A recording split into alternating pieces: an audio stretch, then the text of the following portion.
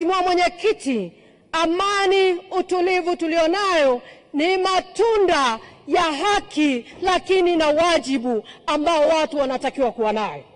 Mheshimiwa Mwenyekiti, nimempongeza Mheshimiwa Rais kipekee kwa sababu yapo mengi ya msingi ambayo ameyafanya kwa utashi wake wa kisiasa bila kusukumwa na ushawishi wa pande yoyote.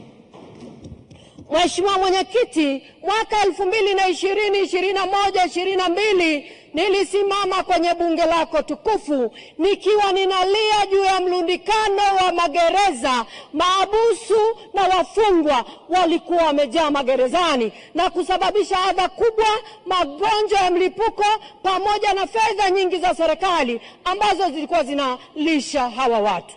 Mheshimiwa Mwenyekiti, kwa usikivu wa mama huyu shujaa 2023-24-25 aliunda tume ya haki jinai.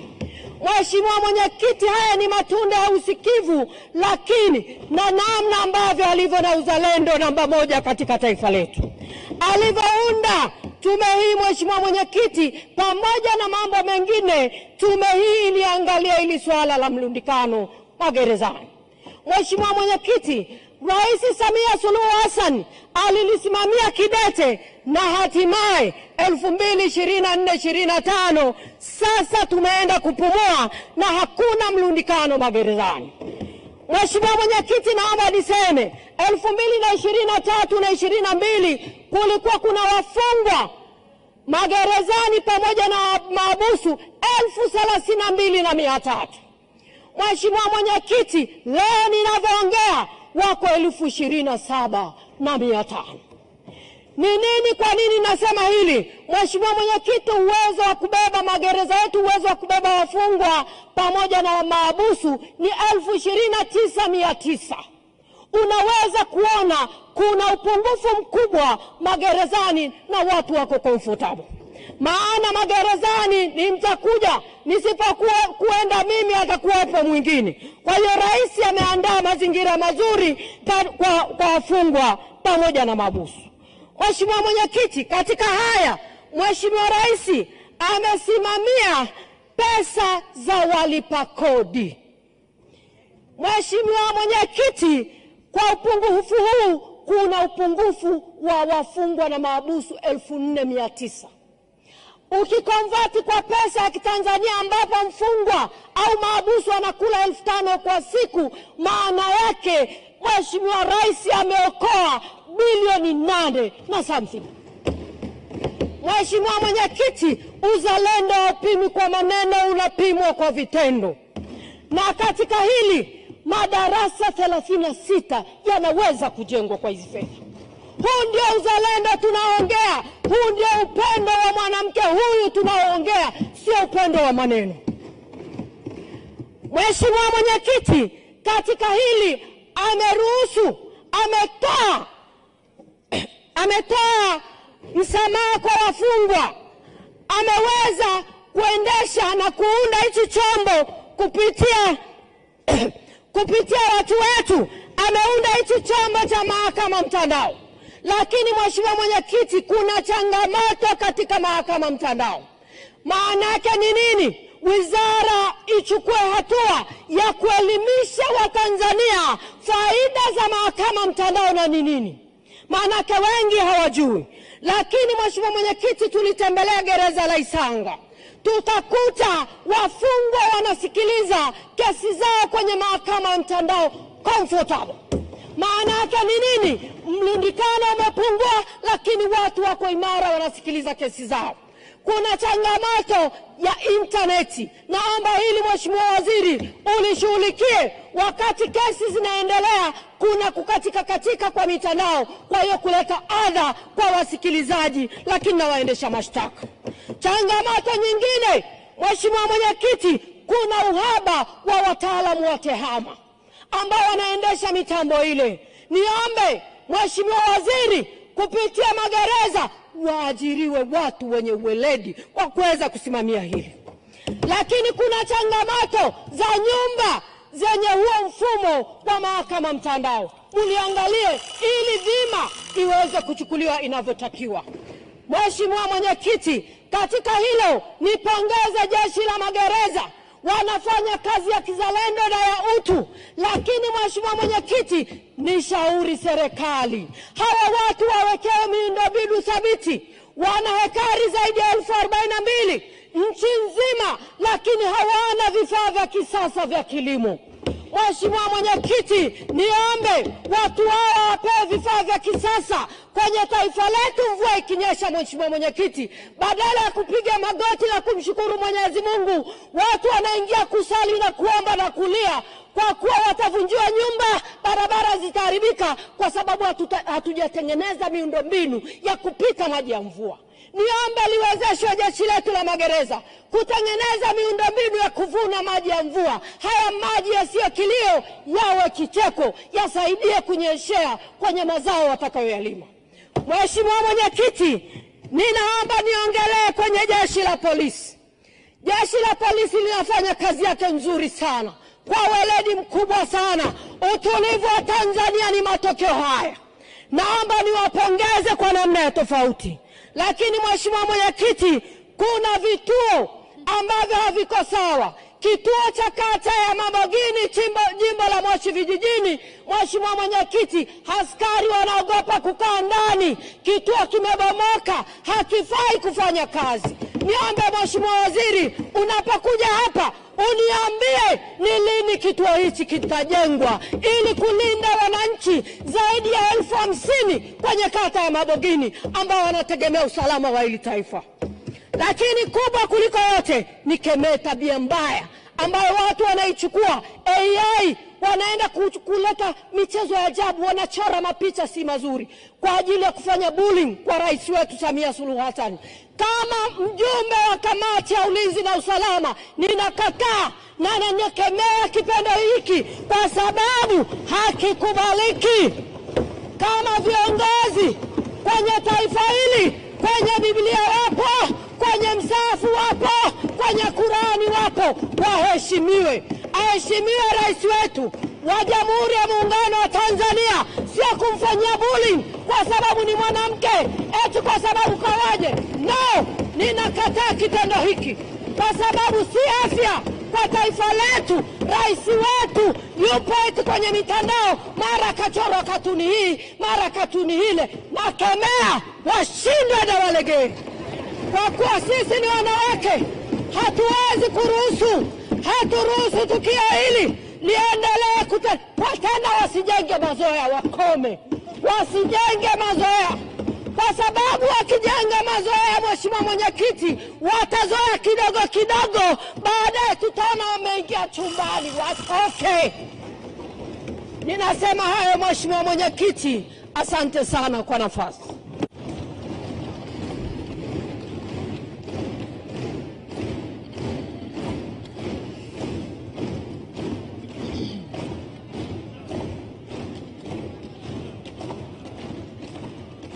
Asante sana Mheshimiwa Felisa Deogratias Njau kwa mchango wako mzuri sana. Tunaendelea na Mheshimiwa Tauhida Hassan Gallos. Mheshimiwa Boniface Mwita Getere ajiandae. Asante Mheshimiwa Mwenyekiti kwa kunipatia fursa hii. Kwanza kabisa nianze kwa kumpongeza waziri, naibu waziri, katibu mkuu na IGP kwa kazi kubwa wanayoifanya kwa ajili ya taifa hili.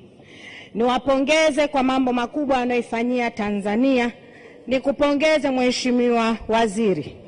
Umekuwa waziri kati ya mawaziri, lakini kwa namna ya kipekee umekuwa waziri wa kiraka pale ambapo mama anaona sasa hapa ninakuhitaji.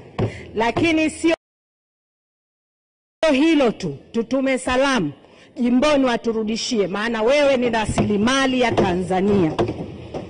Mheshimiwa Mwenyekiti, pia niwashukuru na kuwapongeza makamishna wote, lakini kwa namna ya kipekee nimpongeze kamishna wetu Kombo kutoka Zanzibar kwa kazi kubwa anayoifanya, hususan pale alipotugusa ndipo sisi wanawake viongozi wa Zanzibar kutatua na kuondosha kuhangaika na swala la unyanyasaji kwa wanawake na watoto. Kamishna, tunakushukuru sana. Mheshimiwa Mwenyekiti, kwa namna ya kipekee nimpongeze na kumshukuru rais wangu mama yetu Samia, rais ambaye amekuwa rais wa mfano ndani ya nchi za Afrika. Mheshimiwa Mwenyekiti, tunapata tabu. Mheshimiwa Mwenyekiti, wa Tanzania tuna uvumilivu, lakini namna wanavyotuona uvumilivu tuliokuwa nao, jambo kubwa na la kupongeza, tunampongeza rais wetu kwa namna ya kipekee anavyotufundisha uvumilivu wa Tanzania. Mheshimiwa Mwenyekiti, uvumilivu wetu pia unaimarishwa na jeshi la polisi, namna wanavyoilinda Tanzania na namna wanavyofanya kazi ndani ya Tanzania. Wanatufunza Watanzania kuwa watu wavumilivu. Mheshimiwa Mwenyekiti, muda mrefu sasa umepita, Watanzania tunavumilia na tunavumilia na tena. Lakini nafika wakati jeshi la polisi, leo wabunge tumeamua kuwapongeza kwa kazi kubwa mnayoifanya. Hatuna sehemu ya kusema, kwa sababu ukija kwenye kila sehemu mama amefanya vizuri na amelimarisha jeshi la polisi vizuri. Tunachokitaka kwenu, mwende mkakomeshe vitendo vinavyoenda kufanywa ndani ya mitandao kumdhalilisha rais wetu. Mwende mkaifanye kazi ya kuingia ndani ya mitandao kama mlivyofanya kazi ya kupambana na majambazi wanaotumia vyombo vya moto. Hawakukushindeni na walikuwa wanakuja na vyombo vya moto. Lakini tunataka sasa muingie kwenye mitandao. Kazi iliyokuweko kule, vitoto vidogo hata kunyonya havijamaliza kwa wazee wao. Kila mtu ana maneno na lugha anazungumza ambayo haistahili kuambiwa rais wetu. Rais wetu amekuwa akijitoa kwa ajili ya taifa hili kwa namna ya kipekee. Hakika Mungu alimuita kuwa rais. Tumwangalie kwa namna ya kipekee. Toka siku yake ya kwanza, wakati inatunga mimba yake, Mwenyezi Mungu alijua kwamba anamtengeneza Rais Samia kuwa rais wa Tanzania. Alijua fika kwamba huyu ninamtengeneza kuwa rais.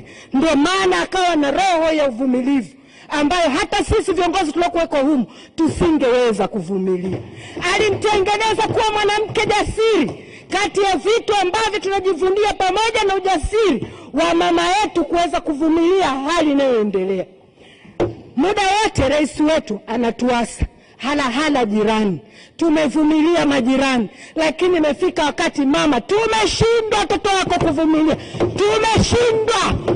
Hatuwezi. Hakuna mtoto anaweza kusubutu kuvumilia kumwona mzazi wake anatukana. Hakuna mtoto anaweza kukaa kimya kumwona mzazi wake anatukana.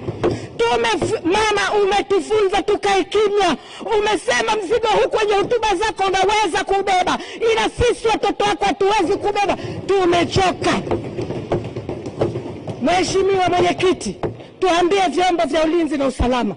Kuna kenge wa ndani alafu kuna kenge wa nje. Shughulikani na kenge wa ndani, malize na wa nje.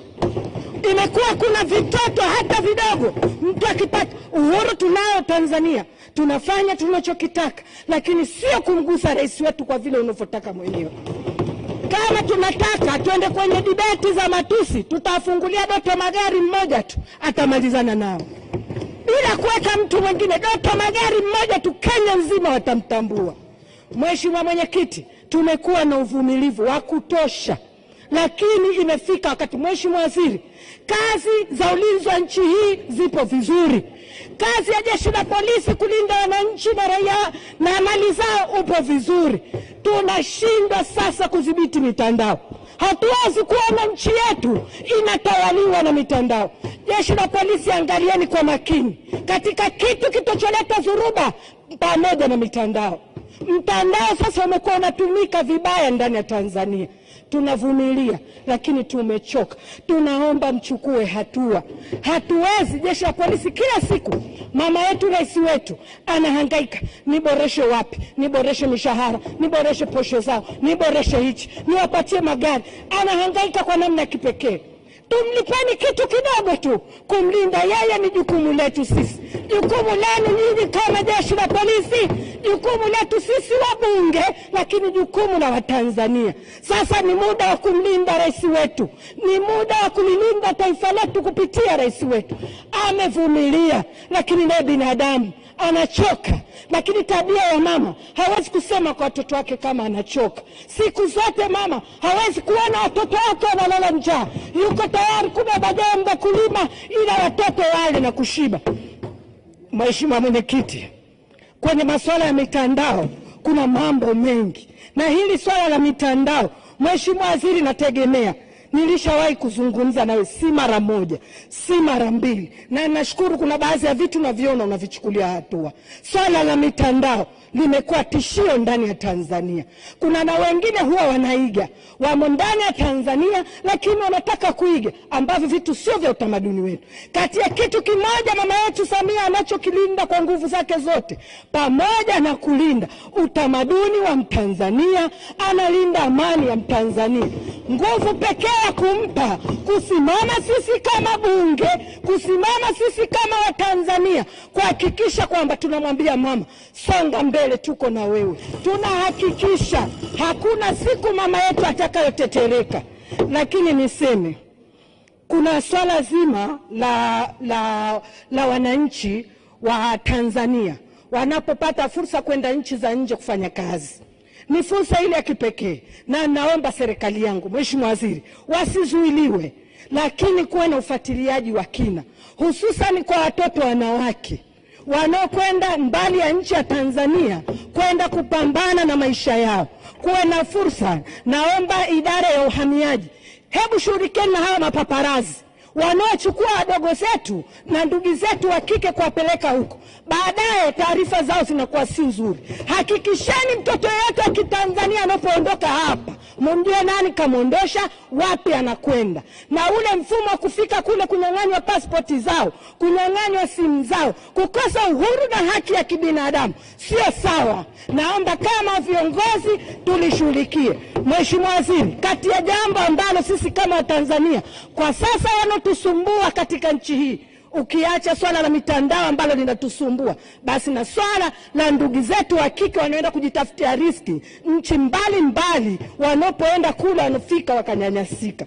Mheshimiwa Waziri, umekuwa ukifanya kazi kubwa ndani ya serikali, umekuwa ukifanya mambo mengi ndani ya serikali, lakini kuna watoto sasa hivi ndani ya Tanzania pia wanaiga. Sio utamaduni wetu, sio utamaduni wetu. Shughulika na hili jambo. Wanaamua kujirekodi, kuweka zihaka, kusema maneno mabovu juu ya serikali, kusema maneno mabaya juu ya rais wetu. Hatuwezi kushughulishwa na kenge wa ndani ya bwawa tulilitengeneza wenyewe.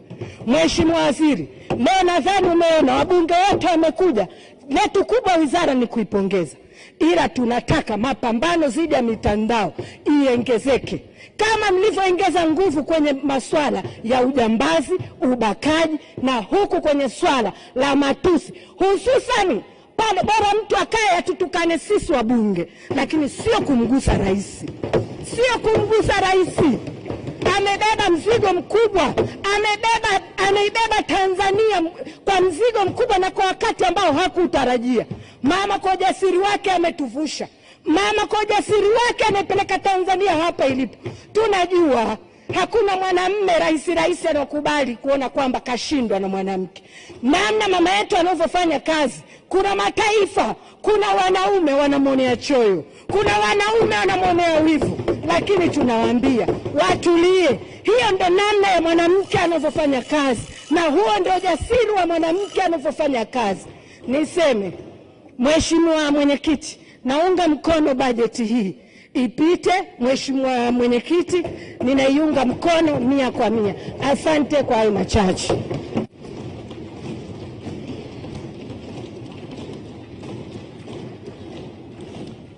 Asante sana Mheshimiwa Tauhida Hassan Gallos kwa mchango wako mzuri. Mheshimiwa wabunge, kabla sijampa fursa mchangiaji anayefuata, naomba niwatangaze wageni ambao wapo. Wageni waliokaa jukwaa la Mheshimiwa Spika ni wageni wa Mheshimiwa Daniel Baran Silo, mbunge na naibu waziri wa mambo ya ndani ya nchi, ambao ni ndugu Joachim Leons Mneki kutoka mkoa wa Manyara. Karibu sana.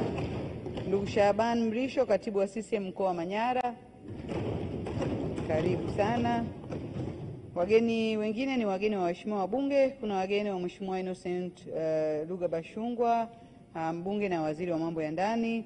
Ni wakurugenzi, wakuu wa vitengo na maafisa kutoka Wizara ya Mambo ya Ndani ya nchi na taasisi zake,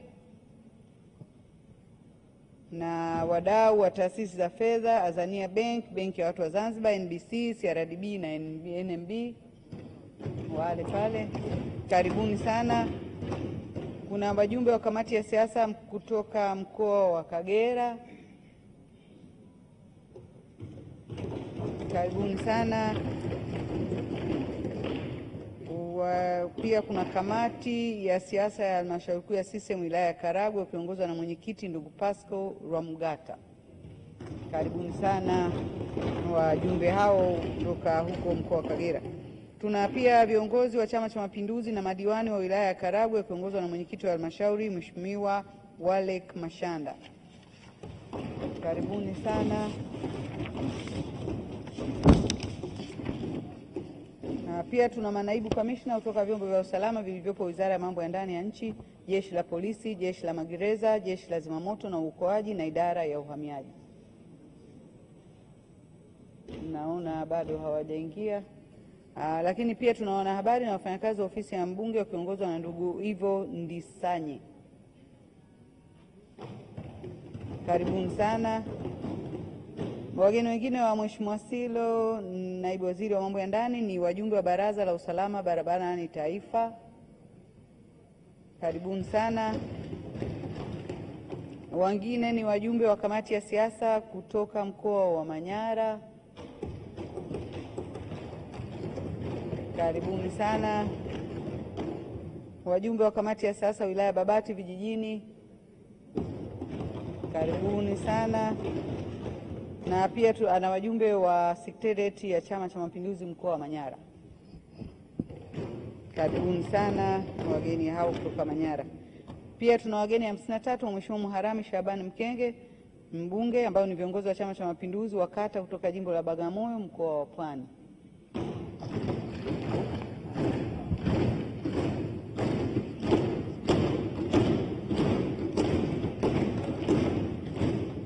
Karibuni sana wageni wetu kutoka huko Bagamoyo. Tuna wageni pia ambao wametembelea bunge leo hii kwa ajili ya mafunzo, wanafunzi 50 na walimu 8 wa shule ya awali na msingi ya Mikai ya jijini Dodoma. Karibuni sana wanafunzi wetu kutoka hapa Dodoma. Pia tuna wanakwaya 29 kutoka kwaya ya Upendo KKT Azania Front ya jijini Dar es Salaam. Karibuni sana wanakwaya wetu. Mheshimiwa wabunge, tunaendelea na Mheshimiwa Boniface Mwitagitere. Mheshimiwa Elbariki Emmanuel King ajiandae. Mheshimiwa Mwenyekiti, nakushukuru kwa kunipa nafasi na mimi ya kuchangia hii wizara muhimu sana katika nchi yetu. Mheshimiwa Mwenyekiti, la kwanza nimshukuru na nimpongeze waziri wa mambo ya ndani ndugu yetu Bashungwa, anaitwa ni klaka wa mama, anapewa kila eneo lenye matatizo anapeleka na maliza. Ni mtu mahiri sana, lakini mmoja wapo waziri wa staarabu sana katika nchi yetu. Na kupongeza kwa kazi nzuri. Mpongeze naibu wake Silo, mchapakazi, ametoka kwenye budget, ameshika vizuri wizara na kusaidia. Katibu mkuu wa wizara, IGP Wambura anatoka kwenye mkoa wa Mara, ametuheshimisha sana watu wa mkoa wa Mara. Anafanya kazi nzuri, maana yake ni kwamba akistaafu mama tena ataona mkoa wa Mara unastahili tena kupata mtu wa aina hiyo. Ametuheshimisha sana, namshukuru sana. Lakini kuna mama yetu yule anafanya kazi nzuri sana yule wa uhamiaji. Sasa sijui yule ataendelea kuwepo, maana yake yule naona umeongeza hata mikataba. Kama mikataba yake imeisha, niongezeni tu.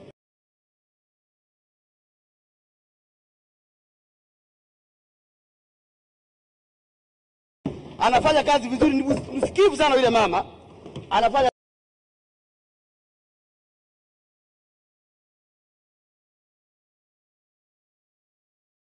kazi nzuri sana.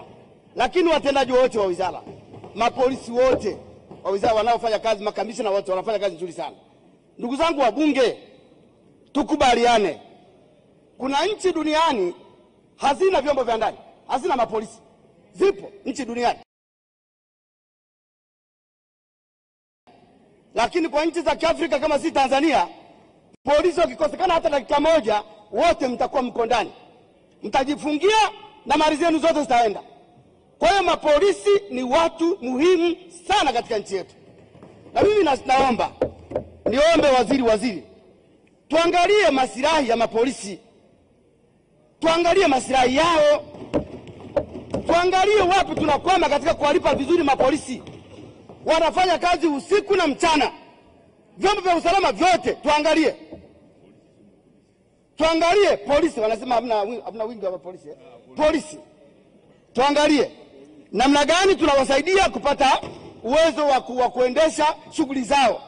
Nimshukuru Rais kwa kuwapa magari 218, lakini pikipiki 105 amefanya kazi nzuri sana kuwapa. Ili tuweze kujenga usalama wa kutosha kwenye nchi yetu, lazima polisi na vyombo vingine vya usalama vipate usafiri na vipate maslahi ya kuwatosha, ili wapunguze ghadhabu zao katika maisha yao ya nyumbani. Mheshimiwa Mwenyekiti, Tanzania ni nchi huru, na sio huru tu. Katika mataifa mengi ya Afrika, sijui kama kuna mengine, sisi ndio Jamhuri ya Muungano wa Tanzania. Taifa letu ndio laitwa Jamhuri ya Muungano wa Tanzania. Ni nchi huru, inahitaji amani, inahitaji usalama, inahitaji ulinzi wake wa kutosha, inahitaji kujilinda yenyewe. Ina utamaduni tofauti, ina siasa tofauti, ina watu tofauti. Tanzania ndio kipekee huko nyuma mpaka leo. Nadhani ulikuwa ukienda Dar es Salaam mpaka uende kwa balozi ndio uende wakujua kama umetokea wapi. Balozi wa nyumba 10 kwa nchi yetu analinda mtu. Hakuna nchi nyingine kufanya hivi. Kwa sisi ni nchi pekee ambayo inaweza kufanya kazi zake kwa kujilinda. Tulikuwa tunaongea hapa na wenzangu, tumeona chombo muhimu sana duniani, CNN kutoka Marekani, kinasema Rais Samia hapingi wanaharakati, anapinga kuingiliwa na wanaharakati. Hapingi wanaharakati, amesema anapinga upotoshaji na kuingiliwa kwa wanaharakati. Kwa hiyo lazima kila nchi iwe na uwezo wake. Kwa sababu gani? Sisi tuna wanaharakati wa ndani, wafanye wanaharakati wao, lakini sio tupokee wanaharakati kutoka maeneo mengine waje kuingia kwenye nchi yetu. Hapana. Hiyo Bashungwa na IGP Wambura kazi hiyo muifanye iende vizuri. Mheshimiwa Mwenyekiti, nilikuwa naangalia hapa ripoti mbalimbali. Nimeangalia ripoti ya Global Peace Index ya 2024. Ile ripoti ya amani inasema dunia ya leo imepata misukosuko ya migogoro na ghasia, na watu wengi wanakufa kwa ajili ya migogoro na hizo ghasia duniani. Ripoti inasema dunia jipange kujilinda usalama wake katika nchi yake, ijilinde usalama. Kwa hiyo ripoti imesema wazi 2024. Sasa ni nini kinafanyika? Rais wetu wa Jamhuri ya Muungano wa Tanzania lazima alinde usalama wa nchi yetu. Na pengine wanasikia maneno tu asema rais mpore. Hakuna rais aliyewahi kutokea kwa mpore, haipo. Ndio maana anaitwa Amiri Jeshi Mkuu. Amiri Jeshi Mkuu maana yake ni kwamba jeshi halifuati sheria, linafuata amri. Sasa huwezi kuwa Amiri Jeshi Mkuu alafu kama mpore, haiwezekani. Kwa hiyo kwa vyovyote vile rais ni system, Mama Samia ni jina la mtu. Kwa hiyo tunaposema Mama Samia ni rais wa nchi, maana yake anafuata ni Amiri Jeshi Mkuu wa jeshi. Pale ambapo nchi yake inaingiliwa anakuwa tofauti. Na niwaambie wabunge, sio kama mnamtazama mama, siku zote ukimwona mama inaonekana usalama wa nchi unayumba, utamwona machoni. Anabadilika kabisa. Anakuambia, ukisikia mama anasema hii hapana, ujue amefika mwisho. Kwa hiyo rais analinda usalama wa nchi yetu. Lakini nimeona ripoti ya nchi, nimeona ripoti ya index ya Global Peace Index imeonyesha kwamba kuna nchi 10 zaidi Afrika zenye amani zaidi. Nchi 10 amestaja. Nchi ya kwanza ametaja Mauritius, imekuja Madagascar, imekuja Botswana, imekuja Ghana, imekuja Zambia, imekuja Namibia, imekuja Tanzania, imekuja Sierra Leone, imekuja Liberia, imekuja Angola. Haya, mama anaposema, rais wetu anaposema nchi yetu ni nchi pekee ya kimbilio la Afrika Mashariki, unakataa nini? Wewe unakataa nini? Ripoti imesema katika nchi zilizotajwa hapa, nchi za Afrika Mashariki ni Tanzania pekee yake na ni ya 7. Kwa hiyo sisi tulikuwa kwanza tunaenda hivi, tunaenda mwishoni tutakwenda kuanguka kama tutalinda nchi yetu. Kwa niwaombe kwamba katika nchi yetu lazima tulinde amani yetu. Tumekuwa uhuru wetu tulipata tofauti. Ni moja ya nchi zilipata uhuru wake, uhuru tuliopata ulikuwa ni uhuru wa amani. Hatukutoa damu, tulipata uhuru wa damu. Mimi nimetazama vikripu nyingi sana. Niwashukuru sana wale viongozi wa Kenya na wananchi wa Kenya waliopinga hatua za wale watu wanataka kuja kutuingilia hapa. Wamepinga sana. Nimeona wananchi wanapinga, nimeona viongozi wanapinga. Tunawashukuru sana. Lakini tunawalani wale wanaoandika rais vibaya. Wale wanatukana rais wetu. Tunawalani sana. Lakini Kenya ni nchi yetu. Sisi tuko pamoja, tunapendana, tunafanya biashara, tuishi pamoja. Na niombe marais wasiingilie hivyo vitu vya watu wahuni hawa wanakuja tuvuruga na wenyewe tukaingia kwenye uhuni hapa. Wakubaliane kwamba wale wote ambao wanatenda nje ya sheria wakamatwe katika nchi zao. Kwa sababu siasa za Kenya sio siasa za Tanzania. Kwa hiyo niombe, niwashukuru sana wale watu wa Kenya wanaokataa mambo hayo, wanaopinga uhalimu waliofanya wanaharakati waliokuwepo ili tuendelee na nchi yetu. Mheshimiwa Mwenyekiti, nimezungumza hayo kwa sababu nchi yetu inahitaji amani. Tunahitaji amani sana sana sana sana. Hakuna mtu anaweza kupinga, hakuna mtu anaweza kusema kwamba tunaweza kuendelea. Wameonyesha kwanza shirika la fedha duniani limeonyesha mpaka sasa nchi yetu pato la taifa ni bilioni 85.6. Limeonyesha, linasema kwamba kama Tanzania itaenda na amani yake hivyo hapo ilivyo, ikifika 2028 nchi yetu itakuwa na pato la kitaifa ambalo itakuwepo bilioni 136. Sasa kama hatuwezi kulinda mikakati yetu ya kimaendeleo, hatuwezi kulinda miradi ambayo tunayo ya mikakati, hatuwezi kufikia hilo pato. Kwa hiyo tunaomba amani yetu iendelee kulindwa. Viongozi wetu wa polisi, viongozi wetu wa kijeshi na watu wote kwa Tanzania tuendelee kulinda amani ya nchi yetu. Lakini pia niombe serikali ya CCM huko tunakokwenda tuanze kufanya vetting. Tuanze kufanya vetting ya watu wanaoingia madarakani. Hata sisi wabunge tufanywe vetting. Hii habari ya kuandaa watu na kuwapa madaraka alafu katikati hapa anaanza kutukana serikali, hapana, tufanye vetting. Wazalendo wa nchi hii waendelee kupewa vyeo. Wale wahuni wakae pembeni. Nakushukuru sana, naunga mkono wote. Asante sana Mheshimiwa Boniface Mwita Getere. Nimtaja Mheshimiwa Elbarik Emmanuel Kingu. Mheshimiwa Mwenyekiti, nakushukuru sana kwa kunipa nafasi ya kuchangia. Kwanza kabisa nianze kwa kumpongeza sana kaka yangu Bashungwa, waziri wetu wa ulinzi wa mambo ya ndani na naibu wake. Ninawapongeza sana. Ninyi ni watu makini, watu wanyenyekevu sana. Ninampongeza rais wetu kwa kuona kwamba mnaweza mkamsaidia katika kuhakikisha kwamba mnasimamia wizara yetu ya mambo ya ndani. Hongereni sana kaka zangu, hongereni sana. Mheshimiwa Mwenyekiti,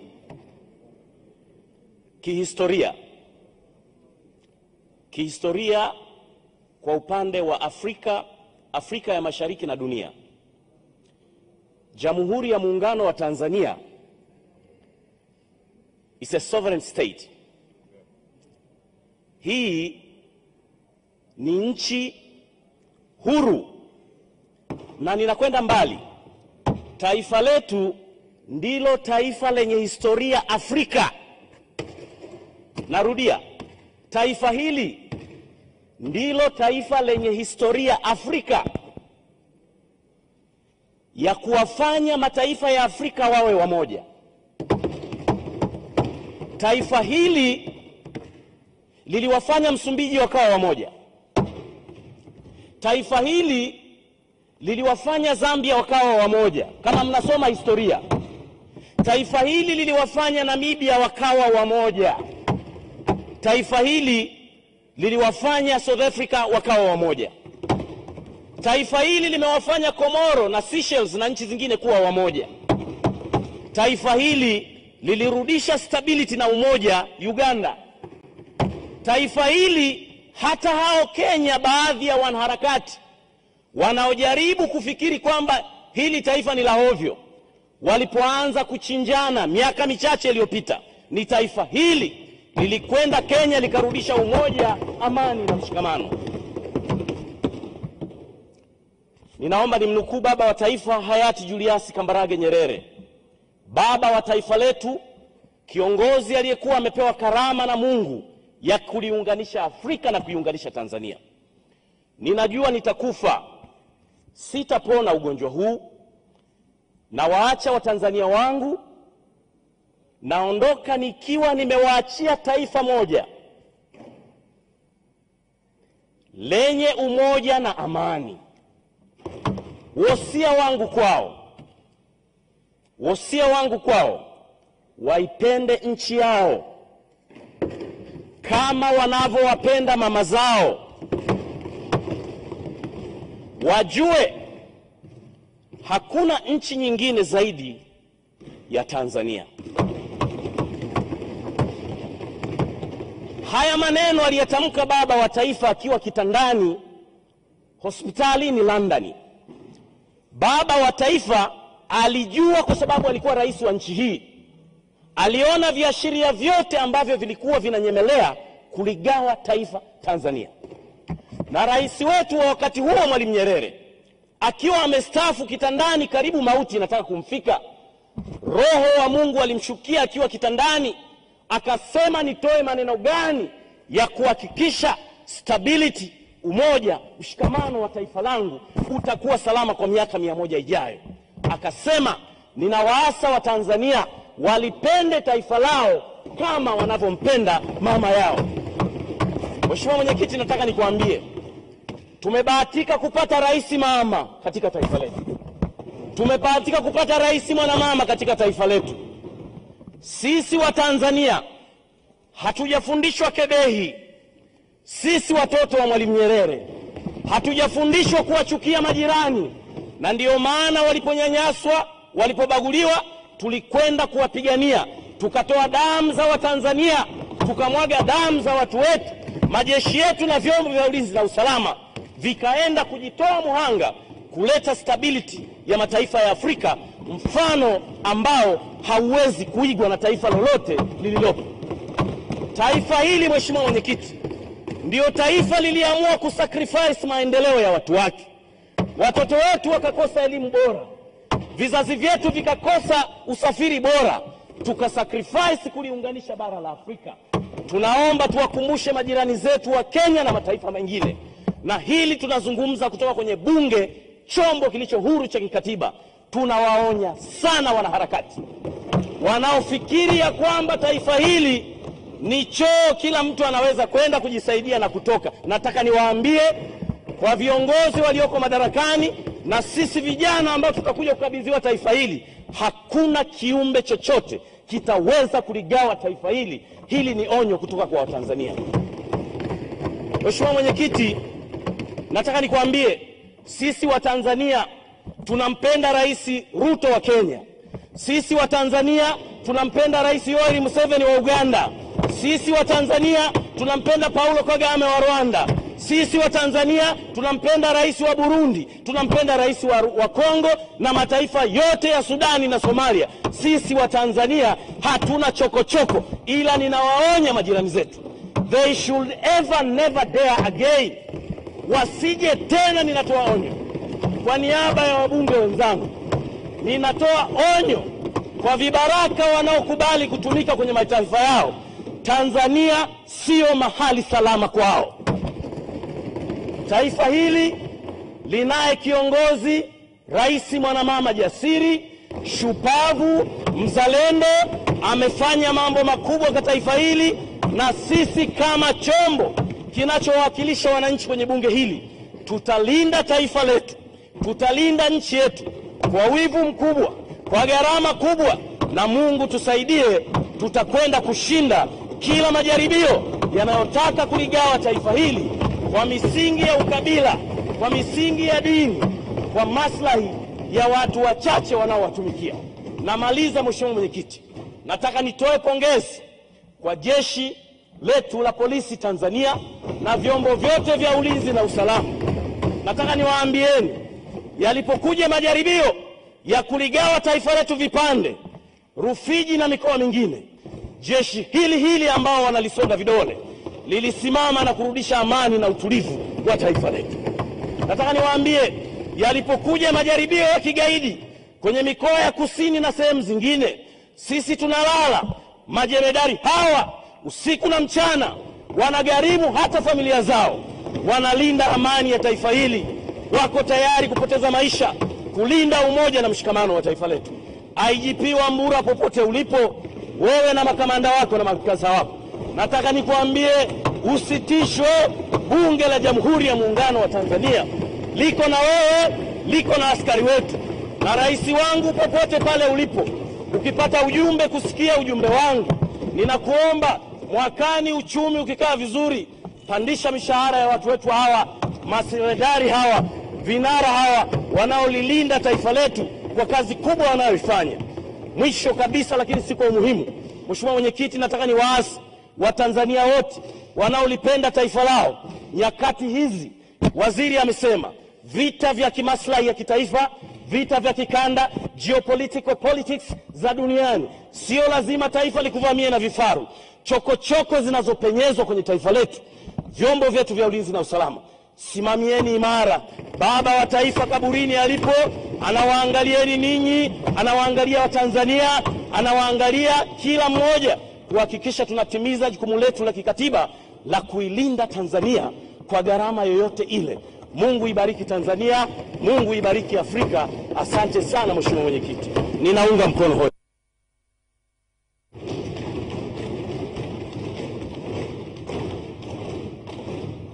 Asante sana Mheshimiwa Elibariki Emmanuel Kingu kwa kutukumbusha wosia muhimu sana wa Mwalimu Nyerere, baba wa taifa letu. Naamini Watanzania wanakumbuka. Na pia nitumie fursa hii kuwapongeza waheshimiwa wabunge wote mliochangia asubuhi hii na michango yenu yote ambayo ninaamini kabisa inatija kwa taifa letu. Nami nawaunga mkono kwamba vyombo vyetu vya ulinzi vinafanya kazi kubwa na vinastahili kupewa moyo na kuweza kuwezeshwa zaidi. Mheshimiwa Bashungwa na Mheshimiwa Silo, naamini kabisa bajeti yenu ikipita leo ya trilioni 2.67, mambo yote yaliyozungumzwa yataenda kufanywa kazi na nchi yetu itakuwa na amani zaidi. Waheshimiwa wabunge, baada ya kusema hayo, nina kwanza tangazo la wageni ambao wapo muda huu. Tuna wageni 70 wa Mheshimiwa Maimuna Ahmad Pathan ambao ni wanakwaya wa kwaya ya Bikira Maria Mama wa Mungu BMM wa parokia ya Mtakatifu Yohana wa Mungu kutoka Yombo Vituka jijini Dar es Salaam.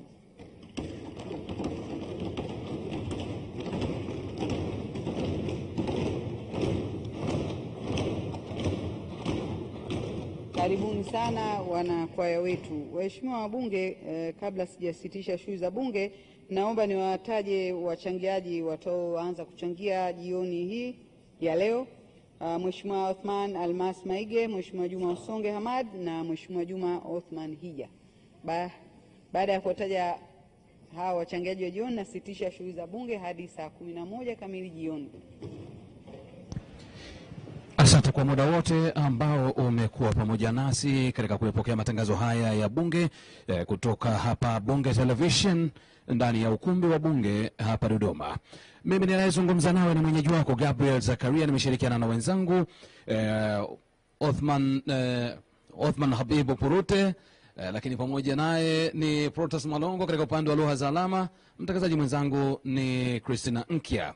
Ungana nasi tena jioni kuanzia majira saa 11 ambapo bunge litarejea kuendelea na mchango wa bunge kuchangia maoni yao, mawazo yao katika wizara hii ya mambo ya ndani ambayo hii leo imewasilisha bajeti ya makadirio na mapato ya wizara hiyo kwa mwaka wa fedha ujao 2025-2026. Ni bajeti ya takriban zaidi ya shilingi trilioni 2. Hivyo basi nikutakie mchana mwema usiokuwa na bugudha.